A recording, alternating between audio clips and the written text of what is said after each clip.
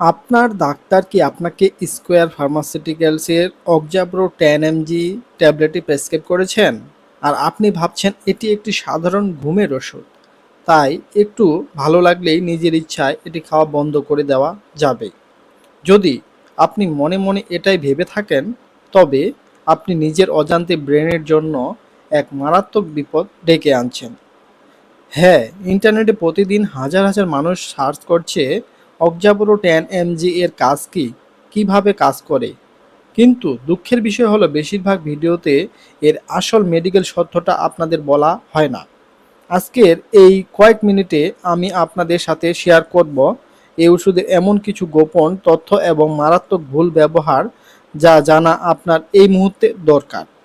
ওষুধ নিয়ে এমন নিখুঁত ও সঠিক তথ্য রেগুলার পেতে এখনই নিচের লাল সাবস্ক্রাইব বাটনটি অন করে রাখুন, যাতে কোনো গুরুত্বপূর্ণ সচেতনতা আপনার মিস না হয়।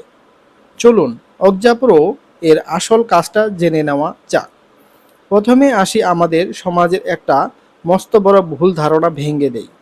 আমাদের দেশে বেশিরভাগ মানুষ মনে করেন অক্সাপ্রো হলো একটা কড়া ঘুমের বড়ি। কিন্তু চিকিৎসা বিজ্ঞানের ভাষায় এটি কোনো ঘুমের ওষুধ নয়।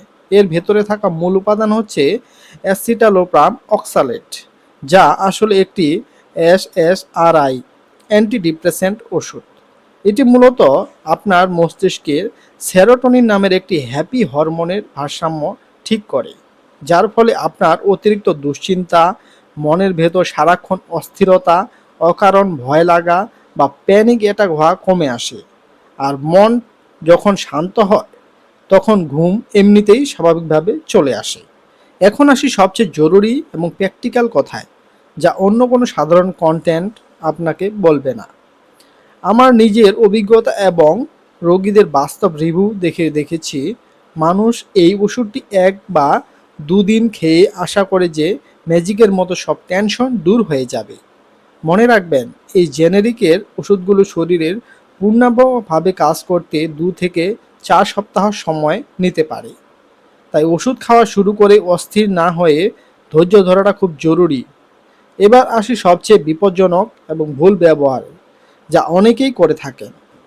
কয়েক সপ্তাহ ওষুধ খাওয়ার পর যখন মন একটু ভালো লাগে, তখন অনেকে ডাক্তারের সাথে কথা না বলে হুট করে ওষুধটি খাওয়া বন্ধ করে দেন। আর তখনই শুরু হয় আসল নরক যন্ত্রণা।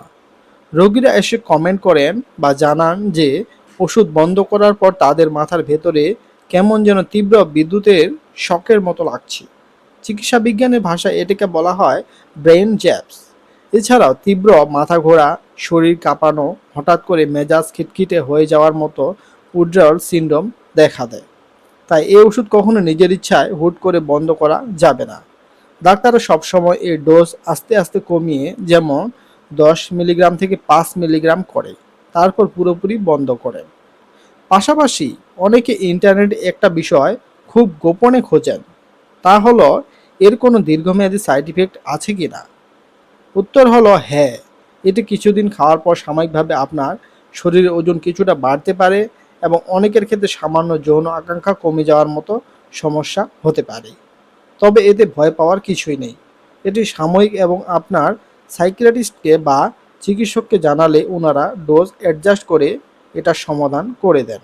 তাহলে মূল কথা হলো, অক্সাপ্রো বা অ্যাসিটালোপ্রাম গ্রুপের ওষুধগুলো আমাদের মানসিক সুস্থতার জন্য অত্যন্ত আশীর্বাদ স্বরূপ, যদি তা সঠিক নিয়মে এবং ডাক্তারের গাইডলাইনে খাওয়া হয়।